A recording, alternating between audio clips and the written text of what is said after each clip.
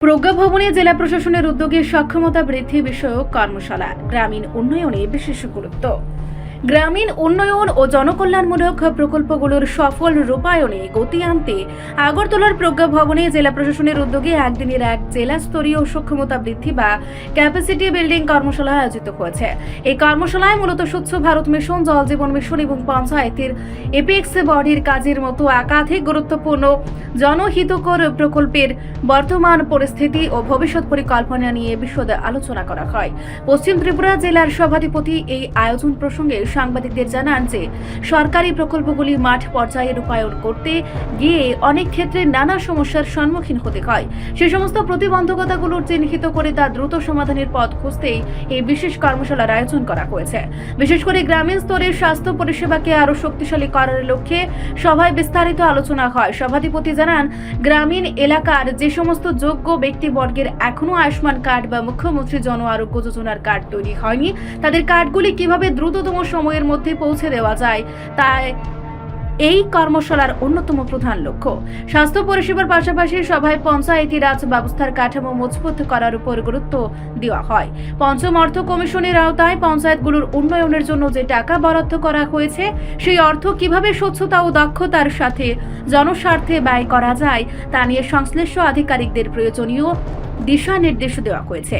সামগ্রিকভাবে জেলার গ্রামীণ পরিকাঠামো ও সাধারণ মানুষের জীবনযাত্রার মান উন্নয়নে এই কর্মশালা অত্যন্ত ইতিবাচক ভূমিকা নেবে বলে আশা করা হচ্ছে। আজকে আমাদের এই প্রজ্ঞা ভবনে আমাদের জেলা প্রশাসনের উদ্যোগে সেখানে একদিনের একটা ওয়ার্কশপ চলছে। তো এখানে মূলত আমাদের স্বচ্ছ ভারত মিশন, জল জীবন মিশন এবং আমাদের পঞ্চায়েতের যে এফএফসি আছে যেটা, এবং হেলথ, মূলত এই 4-5টা বিষয় নিয়ে সেখানে আলোচনা হবে। তো স্বচ্ছ ভারত মিশনে আপনারা জানেন যে সেখানে আমাদের স্বচ্ছ ভারতের ডাক দিয়েছেন আমাদের মাননীয় প্রধানমন্ত্রী। তো সেই কাজটা যাতে ভালোভাবে হয়, সেটাতে যাতে কোনো ঘাটতি না থাকে, পঞ্চায়েতগুলি যাতে ভালোভাবে কাজটা করতে পারে, তার জন্য সেখানে আজকে আলোচনা হবে। বিভিন্ন আমাদের যারা জনপ্রতিনিধি আছে এবং সরকারি আধিকারিক আছে তাদের মধ্যে কথাবার্তা হবে। তো কাজ তো চলছে স্বচ্ছ ভারতের, যেখানে যেখানে অসুবিধা হচ্ছে সেটি নিয়ে সেখানে আলোচনা হবে এবং পরবর্তী সময়ে সেই কাজগুলির উপর জোর দেওয়া হবে। আমাদের এখানে হেলথ নিয়ে আলোচনা হবে।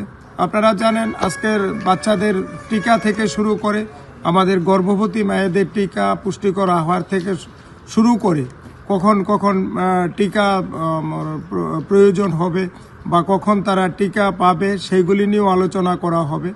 তাছাড়া আমাদের আয়ুষ্মান কার্ড যাদের নেই, আমাদের মুখ্যমন্ত্রী জন আরোগ্য যোজনার যে কার্ড, সেটা তাদেরকে বানিয়ে দেওয়া হবে, তা নিয়েও সেখানে আলোচনা করা হবে, যাতে গ্রামের মানুষ স্বাস্থ্য পরিষেবা থেকে যাতে বঞ্চিত না হয় সেই বিষয়েও সেখানে আলোচনা করা হবে।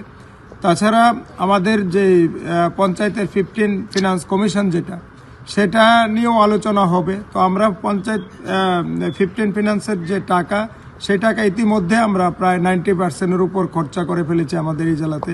তো যে টাকা বাকি আছে সেটাও কিছুদিনের মধ্যে শেষ হয়ে যাবে, এটা নিয়েও সেখানে আলোচনা হবে। জল জীবন মিশন নিয়েও আলোচনা হবে। তো আপনারা জানেন আমাদের প্রত্যেক বাড়িতে জল দেওয়ার একটা প্রতিশ্রুতি ছিল। তো সেটা অনেক জায়গায় পৌঁছে গেছে, কিন্তু অনেক জায়গায় আবার আয়রনও আছে বা কিছু কিছু জায়গায় এখনও বাকি আছে। তো সেই জায়গায় কিভাবে কাজ করতে হবে, কিভাবে মানুষ জল পাবে 100% বাড়িতে, সেটা নিয়েও সেখানে কথা হবে আমাদের যারা জনপ্রতিনিধি আছে, সরকারি আধিকারিক আছে তাদের সঙ্গে। তো এইভাবে আজকে সারাদিনই চলবে এটা, যাতে আমাদের মৌলিক চাহিদাগুলি আছে মানুষের, সেই চাহিদাগুলি যাতে আমরা মানুষের কাছে পৌঁছে দিতে পারি, তার জন্যই আজকের এই কর্মসূচি। রিপোর্ট সংবাদ প্রতীক্ষা।